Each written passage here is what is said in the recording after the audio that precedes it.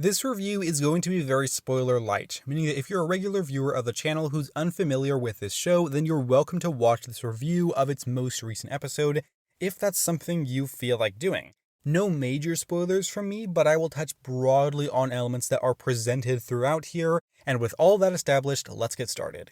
Euphoria's second special episode, entitled Fuck Anyone Who's Not a Sea-Blob, focuses heavily on Jules' experiences of Season 1's ending, and the fallout of that. One of the things that immediately makes this episode stand out from all 9 that have come before is that it is the first one to not be written solely by Sam Levinson. The co-writer of this script is Hunter Shaver, and I was really looking forward to seeing just how these two were going to be able to collaborate in crafting an episode from a story and character perspective, and I've got to admit I was very impressed. As opposed to the previous one, which chose to stay in one primary location, this time around we get to see a number of different sequences in here where Jules is talking to different people. Her dad, her mom, and crucially, her therapist as well. And this therapist really helps to provide some kind of a basic narrative structure for the episode in which our lead gets to talk through a number of her problems. Its base setup of having a younger character go over the issues they're having with an older character is the same as Trouble Don't Last Always. And one of the things that does help to make this special episode feel different from the previous one is its format, and how many people we get to see Jules reflected through. She talks with several individuals, and the story is able to use that in some very interesting ways, allowing us to get insight not just through the things she is willing to confide in the therapist, but also how she interacts with the situations at home. It's a very well-handled balance, to be honest. And in terms of the normal things you would commend an episode of this show for, they still hold true here. It is very well shot with some incredible cinematography that feels fitting in what mood and atmosphere this show is trying to capture in this particular story. Its use of music, again, shows that everyone involved in putting Euphoria together knows exactly what they want it to be, and they completely nail it. But above all that, one thing that stands out to me is the characterization of Jules, which the two writers of this piece do a brilliant job with. I've always enjoyed the character and found her to be one of the most interesting in the show, but this time around, I felt like I understood her in a way that I never got before. It's a huge testament to the writing, as well as Hunter Shaver's great performance, that I was able to connect with this character and her difficulties more than I had in the past 9 episodes. The decision to put the audience in her perspective is a brilliant one, because we now have a better idea as to how both Rue and Jules are struggling with this really difficult situation.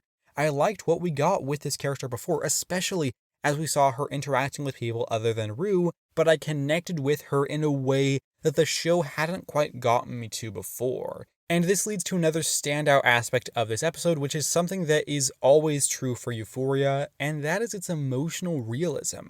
There's so many shows out there where I care about the characters, but the show itself isn't super interested in really honing in on its main characters and allowing you to understand and empathize with them as actual human beings the way that Euphoria does. It's kind of an incredible feat, and I'm amazed that the show is so consistently able to do this. This is just one of those shows that so consistently is able to deliver an emotionally resonant episode for me. I always care about what's happening to these characters, and more importantly, how they feel because of these situations. The opening we get really appropriately sets the tone of what you're getting into, and it perfectly balances that throughout the entire thing. Whether it's a very surreal sex sequence or a grounded conversation, I always felt that the presentation of the material accurately matched the emotion of these characters. Having said all of that, there isn't a whole lot for me to add in this spoiler-light review, but I will say that if you're unfamiliar with Euphoria and interested in checking it out, well, it comes highly recommended from me. But if a show containing elements like drugs and sex and some honestly quite dark subject matter just isn't your kind of thing, then maybe just watch something else, and that's fine. You know your own tastes better than I do.